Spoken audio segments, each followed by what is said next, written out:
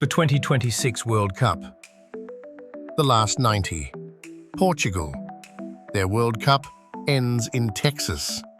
And it ends, fittingly, with the same player on the pitch who has carried Portuguese football's biggest expectations for 2 decades, taking his final bow in near silence.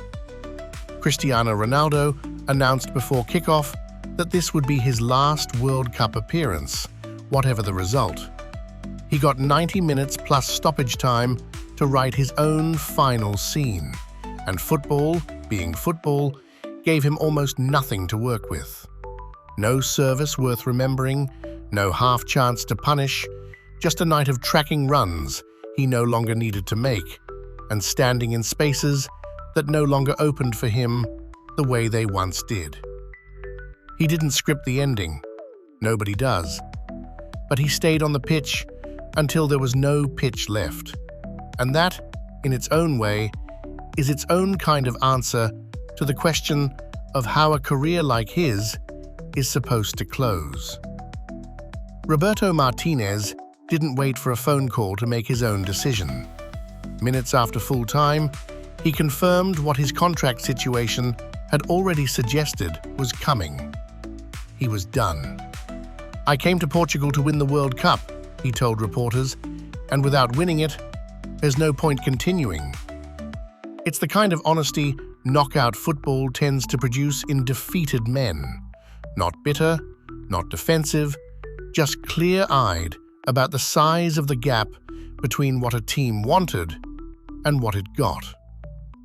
3.5 years, a Nations League title, and a squad that produced some of Portugal's best statistical numbers in program history. All of it now filed under a manager's tenure that ends in a round of 16 loss to their oldest rival. He has real substance to mourn here beyond the 2 headline departures.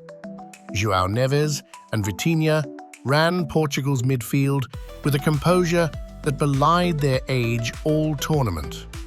Nuno Mendes, before an injury quieted their best attacking outlet, gave this team a dimension few sides in the competition could match. Bruno Fernandes came within a whisker of a stoppage-time header that would have flipped the entire ending. It was not a team that folded. It was a team that ran into a moment. What comes next for Portugal is, for the first time in a very long time, genuinely unwritten. A new manager, a team no longer built, even partially, around the gravitational pull of one player. Neves, Vitinha, Mendes, and Fernandes are young enough, or in Fernandes's case, still central enough, to carry a Portuguese side through the next cycle without needing to explain who they're replacing. That's not a small inheritance. It might in time be a lighter one. Thank you, Portugal, and thank you, Cristiano.